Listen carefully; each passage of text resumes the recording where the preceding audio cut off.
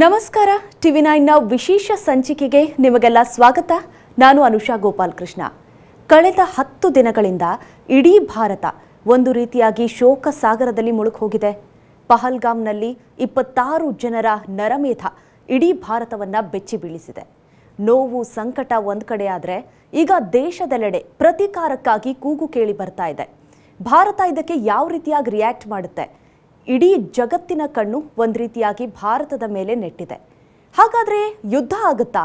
ಯುದ್ಧ ಆದರೆ ಅದರ ಪರಿಣಾಮಗಳೇನು? ಭಾರತದ ಇನ್ನಷ್ಟು ಸಾಕಷ್ಟು ಸಾಮಾನ್ಯ ಜನರ ಮೇಲೆ ಇದು ಯಾವ ರೀತಿಯಾಗಿ ಪರಿಣಾಮ ಬೀರುತ್ತೆ?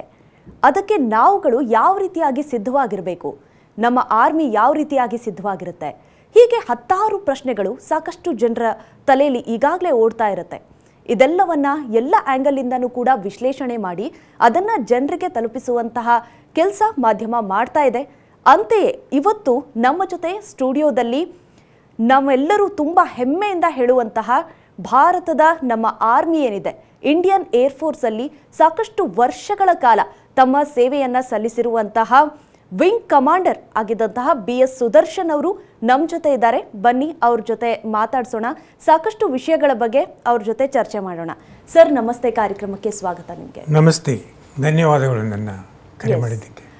S sir, first of all ಪಹಲ್ಗಮ್ನಲ್ಲಿ ಆದಂತಹ ಈ ಒಂದು ನರಮೇಧ ಎಂಥವ್ರಿಗಾದರೂ ರಕ್ತ ಕುದಿಯುವಂತೆ ಮಾಡುತ್ತೆ. ಸೊ ಆ ಒಂದು ಸಂದರ್ಭದ ಬಗ್ಗೆ ನಾವು ಮಾತನಾಡೋದಾದರೆ ಸರ್, ಸಾಕಷ್ಟು ಜನ ಅಲ್ಲಿ ಸಿವಿಲಿಯನ್ಸ್ ಹೇಳಿರುವಂಥದ್ದು, ಮೊದಲನೇ ಬಾರಿ ಅಂದರೆ ಈ ರೀತಿಯಾಗಿ ದಾಳಿ ಆಗ್ತಾ ಇದ್ದಾಗ ಫಸ್ಟ್ ಅವ್ರಿಗೆ ಆ ಗುಂಡಿನ ಸದ್ದು ಕೇಳಿಸಿದಾಗ ತುಂಬ ಜನ ಕನ್ಫ್ಯೂಸ್ ಆಗಿದ್ದು, ಮೇ ಬಿ ಅಲ್ಲೇನೋ ಆರ್ಮಿ ಪ್ರಾಕ್ಟೀಸ್ ನಡೀತಾ ಇದೆ, ಏನೋ ಕಾರ್ಯಾಚರಣೆಗಳು ನಡೀತಾ ಇರುತ್ತೆ, ಮತ್ತು ಅಂಥ ಮೌಂಟೇನ್ಸ್ ಇರುವಂಥ ಜಾಗದಲ್ಲಿ ಈಗ ಬಂಡೆ ಹೊಡೆಯೋದು ಆ ಥರದ್ದೆಲ್ಲ ನಡೀತಾ ಇರುತ್ತೆ ಸಾಮಾನ್ಯವಾಗಿ ಕಾಶ್ಮೀರ್ ಅರೌಂಡ್. ಸೊ ಸಾಕಷ್ಟು ಜನ ಅದಕ್ಕೆ ಕನ್ಫ್ಯೂಸ್ ಆಗಿದ್ದಾರೆ. ಸೊ ಇಂಥ ಸಿಚುವೇಶನಲ್ಲಿ ಸರ್ ಸಾಮಾನ್ಯವಾಗಿ ಅದಕ್ಕೆ ಏನು ರೂಲ್ ಇದೆ? ಅಂದರೆ ಈಗ ಮೇ ಬಿ ಮಿಲ್ಟ್ರಿಗೆ ಅಲ್ಲಿ ಗೊತ್ತಿರುತ್ತೆ, ಅಂದರೆ ಯಾವ ಟೈಮಲ್ಲಿ ಯಾವ ಟೈಮ್ನಲ್ಲಿ ಈ ರೀತಿ ಪ್ರಾಕ್ಟೀಸ್ ಆಗುತ್ತೆ, ಯಾವ ಡೇ ಆಗುತ್ತೆ ಸಾಮಾನ್ಯವಾಗಿ ಗೊತ್ತಿರುತ್ತೆ. ಅಲ್ಲಿರುವಂಥ ಸಾಮಾನ್ಯವಾಗಿ ಸಿವಿಲಿಯನ್ಸ್ಗೂ ಅಲ್ಲಿ ಗೊತ್ತಿರುತ್ತಾ? ಪ್ರವಾಸಿಗರಲ್ಲ, ಅಲ್ಲಿ ಸಾಮಾನ್ಯವಾಗಿರುವಂಥ ಸಿವಿಲಿಯನ್ಸ್ಗೂ ಅದರ ಮಾಹಿತಿ ಇರುತ್ತಾ?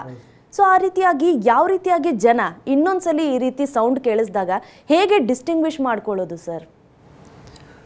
ಈಗ ನೋಡಿ, 2019 ಆರ್ಟಿಕಲ್ 370 ಆಬ್ರಿಗೇಟ್ ಅಂದರೆ ರದ್ದಾದಾಗ ಅದರ ಮೇಲೆ ಒಂದಿಷ್ಟು ಪ್ರವಾಸಿಗರ ಬರೋದಕ್ಕೆ ಶುರುವಾಯಿತು. ಆಮೇಲೆ ನಿಧಾನಕ್ಕೆ ಆ ಭಯೋತ್ಪಾದನೆ ಕಾಶ್ಮೀರದಲ್ಲಿ ಇಲ್ಲ ಅನ್ನೋ ಒಂದು ಇಮೇಜ್ ಜನಗಳಲ್ಲಿ ಎಲ್ಲರಿಗೂ within country and outside also ಅದು ಎಷ್ಟು ಪ್ರವಾಸಿಗರು ಬರೋಕ್ಕೆ ಶುರು ಮಾಡಿದರು ಅಂದರೆ, ಈಗ ಕಾಶ್ಮೀರದಲ್ಲಿ ಏನು ಅವರು ಬೆಳೀತಾರೆ, ಸೇಬು ಆಗಲಿ, ಬಾದಾಮಿ ಆಗಲಿ, ಕೇಸರಿ ಆಗಲಿ, ಅಲ್ಲಿನ ಲೋಕಲ್ ಉತ್ಪನ್ನಗಳೇನಿದ್ದಾವೆ which is famous for it, ಅದರಿಂದ ಆದಾಯ ಬರ್ತಿದ್ದು 7,000 ಕೋಟಿ ವರ್ಷಕ್ಕೆ. ಅದೇ ಪ್ರವಾಸೋದ್ಯಮದಿಂದ ಆದಾಯ ಬರೋಕ್ಕೆ ಶುರುವಾಗಿದ್ದು 8,000 ಕೋಟಿ.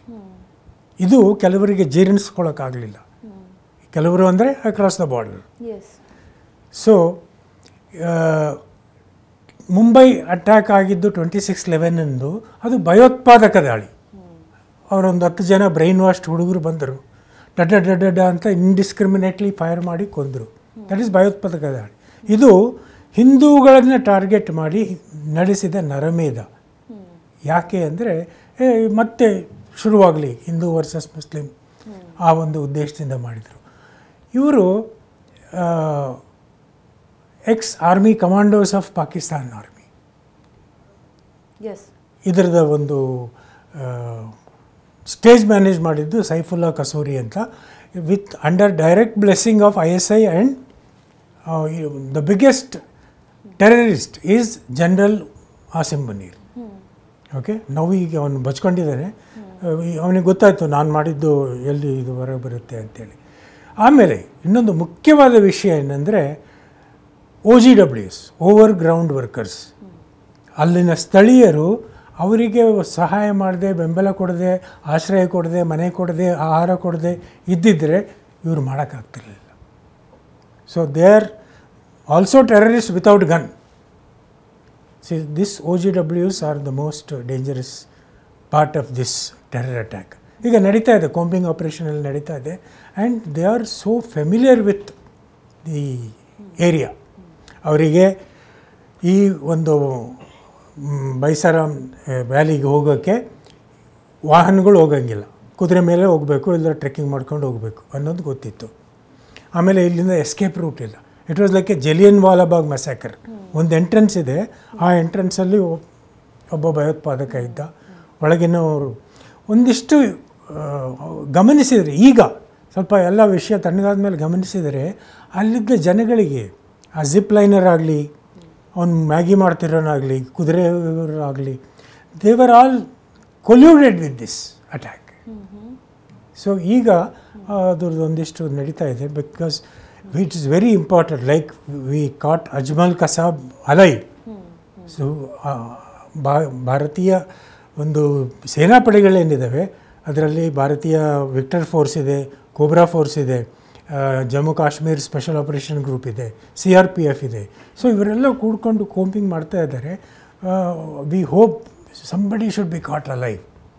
ಯಾಕಂದರೆ ಈ ವಿಟ್ನೆಸ್ಸು ಇದು ಬೇಕು. ಇಲ್ಲಿವರೆಗೂ ನೋಡಿ, ಪಾಕಿಸ್ತಾನದಲ್ಲಿ ಡೆಬಿಟ್ ಕಾರ್ಡ್ ಇದೆಯೋ ಕ್ರೆಡಿಟ್ ಕಾರ್ಡ್ ಇದೆಯೋ ಗೊತ್ತಿಲ್ಲ.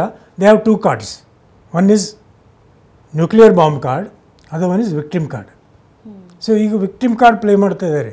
No we are not connected with this attack, India is not giving any proof, ಅದು ಇದು ಅಂತೇಳಿ ಎಲ್ಲ ಬೊಗಳೆ ಬಿಡ್ತಾ ಇದ್ದಾರೆ. ಎನಿವೇ